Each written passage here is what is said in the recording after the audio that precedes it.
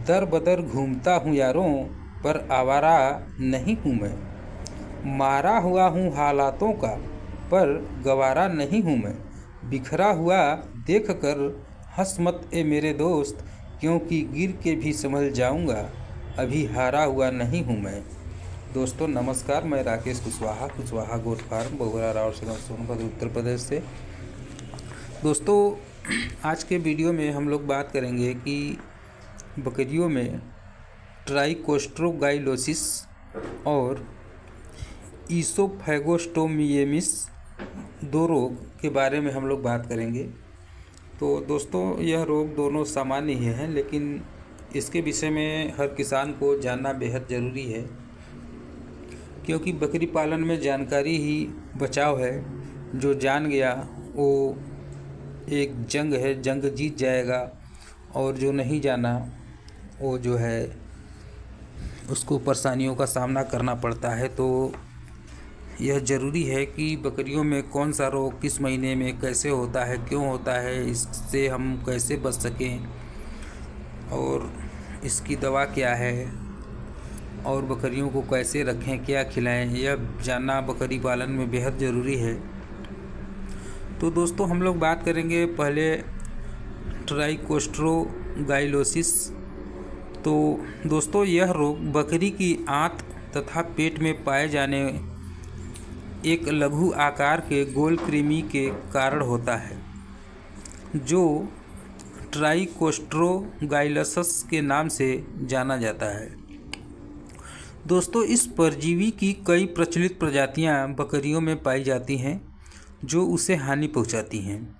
दोस्तों परजीवी द्वारा बकरी की आंत तथा पेट की दीवार को भारी क्षति पहुंचाई जाती है, जिससे प्रोटीन का रिसाव होने के कारण पशु में प्रोटीन की कमी हो जाती है। दोस्तों इस रोग का प्रसारण पशुओं में आहार और पानी के संक्रमण तथा चारागाह में उपलब्ध लार्वा को ग्रहण करने से होता है। तो दोस्तों बकरी में अगर रोग हो गया तो इसका लक्षण क्या है? तो दोस्तों प्रभावित पशु में भूख की गड़बड़ी, शारीरिक क्षय, रक्ताल्पता, त्वचा की रुक्षता, दस्त तथा कभी कभी कब्ज की शिकायत भी देखी गई है। दोस्तों अधिक संख्या में लार्वा के ग्रहण करने से बकरी की अल्पकाल से ही मृत्यु हो जाती है, और इस स्थिति में लक्षण का अभाव होता है, आप इसको समझ नहीं पाएंगे। और दस्त होने की स्थिति में बकरी गहरे काले रंग का पतला मल विसर्जित करती है। इस कारण इस परजीवी को ब्लैक सार वर्म के नाम से भी जानते हैं। तो दोस्तों यह लक्षण है, तो आप अगर लगे ऐसा है तो इसका निदान क्या है? तो इसके निदान में हम लोग इस रोग का निदान प्रभावित पशु द्वारा दिखाए गए लक्षणों पर आधारित है। प्रभावित पशु के मल की प्रयोगशाला में जांच कर रोग के विषय में जानकारी मिलती है, परंतु निश्चित रूप से रोग की जानकारी के लिए प्रभावित पशु के मल में उपस्थित अंडों से लार्वा प्राप्त करने के बाद ही हो सकती है। तो दोस्तों कुल मिला के अगर आपको ऐसा लगे कि हमारे बकरी में इस तरह का कोई लक्षण है, तो आप अच्छे डॉक्टर से मिल के इसके विषय में, जो अच्छे डॉक्टर होंगे वो जानते होंगे, तो इसका जो है वो इलाज कर सकते हैं। तो दोस्तों अब अगले चक्र में हम लोग बात करते हैं कि बकरियों में ईसोगैस्ट्रोमियेसिस रोग क्या है, इसका प्रसारण कैसे होता है, इसका रोग जनन और लक्षण और निदान क्या है। तो दोस्तों यह रोग बकरियों में ईसोगैस्ट्रोमस नामक गोल कृमि से होता है, जो बकरी की बड़ी आंत में पाया जाता है। अल्पवयस्क मेमने में यह रोग तेज तथा दीर्घकालीन दस्तों से पहचाना जाता है। इसका प्रसारण दोस्तों बकरियों में इस रोग का प्रसारण परजीवी के संक्रमण लार्वा ग्रहण कर लेने से होता है।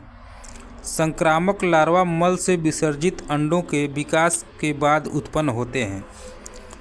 तो दोस्तों इसका रोग जनन नव विकसित मेमनों में परजीवी संक्रमण में कोई विशेष प्रभाव नहीं दिखता है, परंतु पहले से संक्रमण के दौर से गुजरी बकरियों में परजीवी आंत तथा बड़ी आंत में गांठ का निर्माण करता है, जो काफ़ी कमज़ोर और कठोर होती है।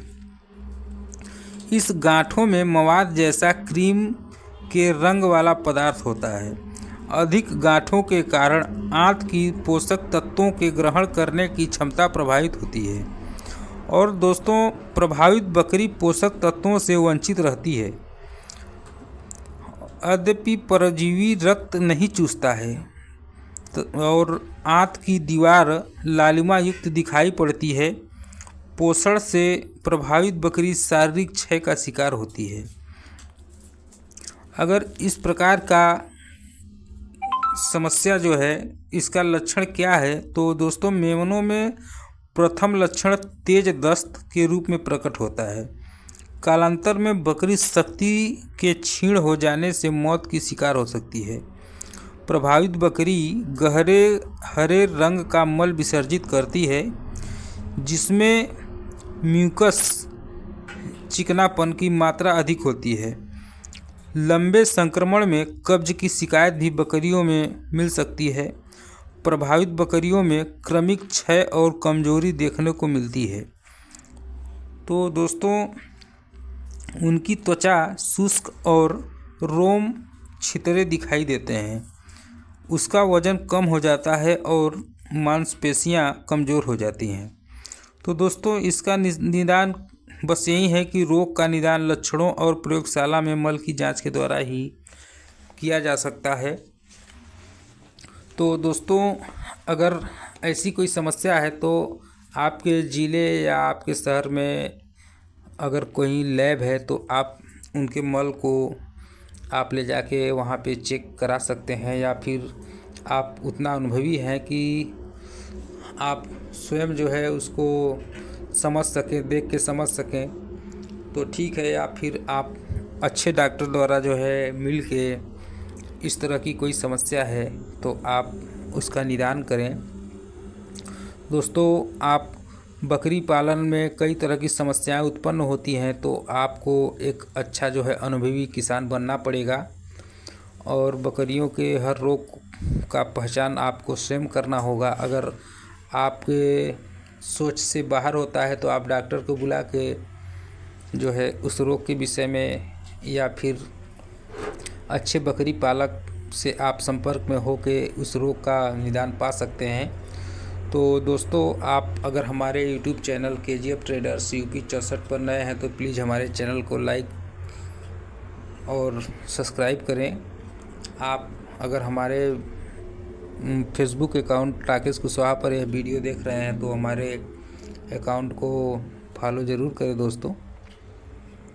दोस्तों अगर आपको बकरी पालन करना हो, फार्म बनवाना हो, या फिर ट्रेनिंग में किसी तरह की समस्या हो रही है तो आप हमसे जो है निसंकोच बात कर सकते हैं और जहाँ तक हो सकेगा मैं आपका जो है कि मदद करूँगा। मुझे जहाँ तक जानकारी होगी हर संभव कोशिश करूँगा। दोस्तों मैं भी एक फार्मर हूँ। जो है आप स्वस्थ रहें, मस्त रहें। इसी के साथ आज का वीडियो मैं यहीं पे समाप्त करता हूँ। आपका भाई और दोस्त राकेश कुशवाहा गोट फार्म, बघुरारा और सगन सोनभद्र उत्तर प्रदेश से। जय जवान, जय किसान, जय हिंद दोस्तों।